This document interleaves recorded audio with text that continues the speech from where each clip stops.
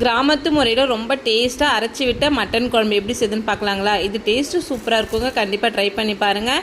கடாயில் 2 ஸ்பூன் போல் எண்ணெய் ஊற்றிக்கிட்டு 1 ஸ்பூன் மிளகு, 1 ஸ்பூன் சீரகம், 1 ஸ்பூன் சோம்பு, 2 ஸ்பூன் போல் மல்லி எல்லாமே ஒன்று போல் நல்லா வறுத்து விட்டுக்கோங்க. கூடவே 10 12 வரமிளகாய் நல்லா வறுத்து தனியாக எடுத்து வச்சுக்கோங்க, இருக்கட்டும். இப்போ அதே பேனில் ஸ்பைசஸ் ஐட்டம் எல்லாமே சேர்த்து நல்லா பொரிக்க விட்டுக்கோங்க. கூட 2 ஏலக்காவும் சேர்த்துக்கோங்க.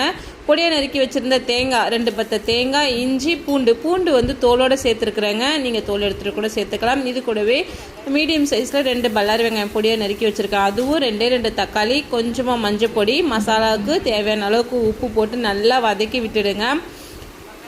நல்லா வதங்கட்டும். இந்த அளவுக்கு நல்லா வதங்கினது கொஞ்சமாக கொத்தமல்லி தழை போட்டு நல்லா ஆற விட்டு இந்த மாதிரி நைஸாக ஒரு பேஸ்ட்டு மாதிரி அரைச்சிக்கோங்க தண்ணி விட்டு. இப்போ நம்ம குழம்பு தாளிச்சிக்கலாம்.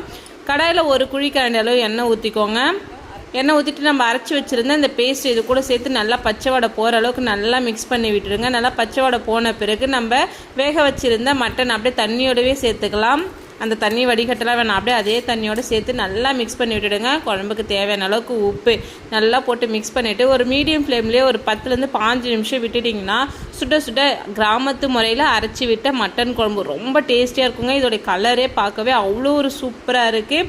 கலர் மட்டும் இல்லை, இதோட டேஸ்ட்டுமே அல்டிமேட்டாக இருந்ததுங்க. பூரி, சப்பாத்தி, சாதம் எல்லாத்துக்குமே ஒரு சூப்பரான ஒரு காம்பினேஷனாக இருக்கும். கண்டிப்பாக ட்ரை பண்ணி பார்த்துட்டு எப்படின்னு சொல்லுங்கள். மறக்காமல் நம்ம சேனலை சப்ஸ்கிரைப் பண்ணிக்கோங்க. இந்த வீடியோ உங்களுக்கு பிடிச்சிருந்தா உங்கள் ஃப்ரெண்ட் அண்ட் ஃபேமிலிக்கு ஷேர் பண்ணி விடுங்க. மீண்டும் நாளை வரும் வீடியோக்களை பார்க்கலாம். Tata, bye bye.